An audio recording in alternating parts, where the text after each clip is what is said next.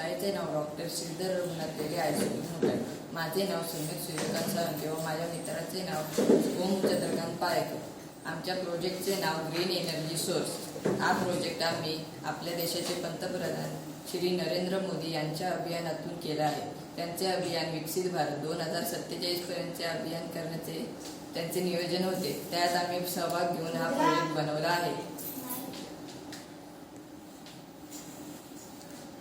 या प्रोजेक्टमध्ये आम्ही 2 DC मोटर, चमचे, पाणी बॉटल आणि प्लास्टिकचा वापर केला आहे.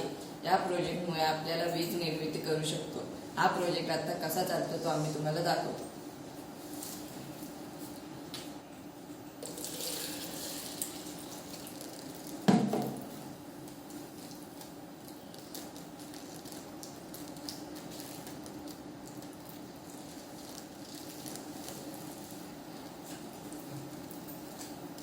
ही पहा, ही आपली वीज निर्मिती इथे झालेली आहे.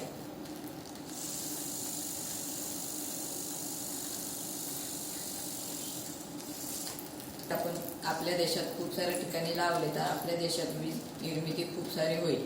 आपल्या देशाला विजेची कमी पडणार नाही.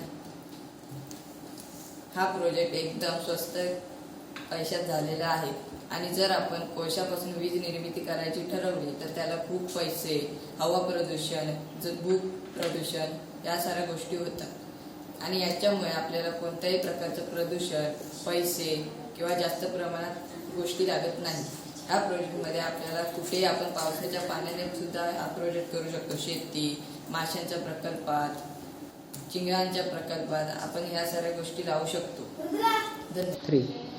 ही डायनॅमो मोटर इलेक्ट्रोमॅग्नेटिक यंत्राद्वारे विद्युत ऊर्जेचे रूपांतर करून डायरेक्ट करंट डीसीचे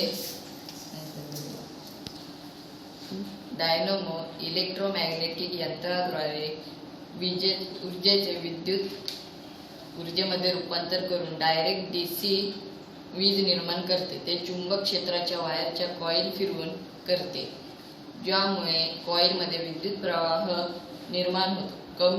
कम्युटेटर नावाचा एक घटक पर्यायी करंट AC ला स्पंदित DC मध्ये दुरुस्त करतो. डायनॅमो मधील प्रमुख घटक: चुंबक स्थिर चुंबक क्षेत्र प्रदान करतात. तारेचे गुंडाळ आर्मेचर चुंबकीय क्षेत्राच्या आत फिरणारा भाग म्हणजे आर्मेचर. कम्युटेटर एक स्पिन सिलेंडर जो कॉईलशी जोडणी उलट करून DC तयार करतो. ब्रशेस फिरणाऱ्या कम्युटेटर पासून सर्किट पर्यंत वीज वाहक करतो. आणि या प्रोजेक्टचा आपल्याला भविष्यात खूप सारे फायदे होऊ शकतात. धन्यवाद.